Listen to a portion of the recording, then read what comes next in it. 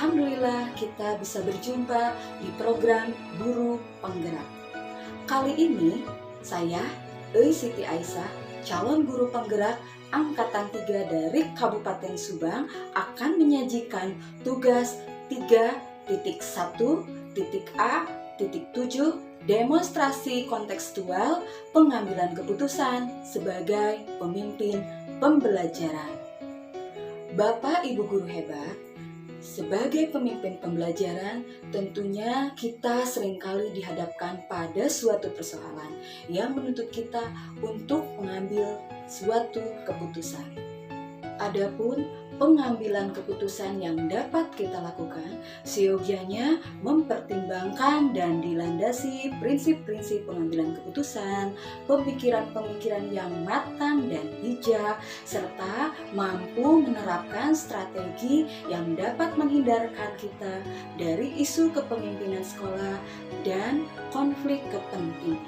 Bersikap reflektif, kritis, kreatif dan terbuka akan masukan dari berbagai pihak membuat pengambilan keputusan yang kita lakukan lebih efektif.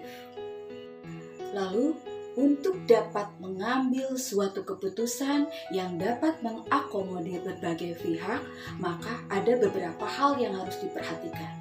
Di antaranya adalah harus memuat 4 paradigma, 3 prinsip pengambilan keputusan, dan 9 langkah-langkah pengambilan dan pengujian suatu keputusan.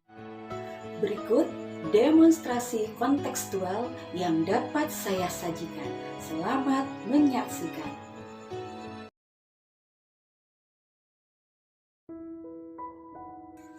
Untuk dapat mentransfer dan menerapkan pengetahuan yang saya dapatkan di program Guru Penggerak, maka terlebih dahulu yang akan saya lakukan adalah melakukan sosialisasi mengenai 4 paradigma, 3 prinsip-prinsip, dan 9 langkah pengambilan dan pengujian keputusan kepada rekan-rekan sejawat yang ada di sekolah tempat saya bekerja.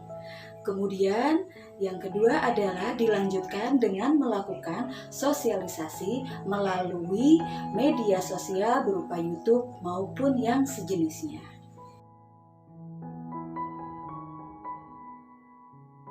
Langkah-langkah awal yang akan saya lakukan untuk mengambil keputusan berdasarkan pemimpin pembelajaran, yaitu yang pertama adalah mengidentifikasi dan menganalisis studi kasus yang saya dapatkan, apakah termasuk dilema etika ataukah merupakan suatu bujukan moral. Maka untuk pengambilan keputusan, saya akan menerapkan 4 paradigma yang terdiri dari individu lawan masyarakat, rasa keadilan lawan rasa kasihan, kebenaran lawan kesetiaan, dan yang terakhir adalah jangka pendek lawan jangka panjang. Selain itu juga ada 3 prinsip yang harus kita perhatikan dalam menangani dilema etika yang kita hadapi, yaitu yang pertama adalah berpikir berbasis hasil akhir, kemudian yang kedua adalah berpikir berbasis peraturan, dan yang ketiga adalah berpikir berbasis rasa peduli. Yang tidak kalah pentingnya untuk memandu kita dalam mengambil sebuah keputusan adalah ada 9 langkah pengambilan keputusan dan pengujian keputusan yang kita lakukan. Yang pertama adalah mengenali nilai-nilai yang bertentangan. Kemudian yang kedua adalah menentukan siapa saja yang terlibat dalam situasi dilema etika tersebut. Kemudian dilanjutkan dengan langkah yang ketiga, yaitu mengumpulkan fakta-fakta yang relevan. Dan langkah selanjutnya yang keempat, yaitu pengujian benar atau salah melalui uji legal, uji regulasi, uji intuisi, uji publikasi, dan uji panutan atau idola. Langkah yang selanjutnya yaitu melakukan pengujian benar lawan benar, lalu melakukan prinsip resolusi, investigasi opsi trilema, membuat keputusan, melihat kembali keputusan yang kita ambil, kemudian merefleksikannya.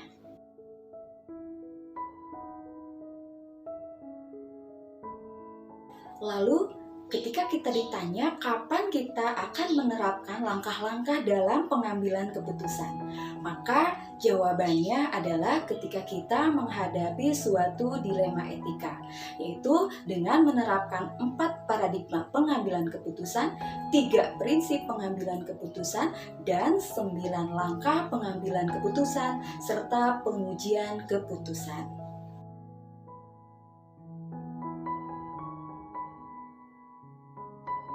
Siapa yang akan menjadi pendamping saya dalam menjalankan pengambilan keputusan sebagai pemimpin pembelajaran?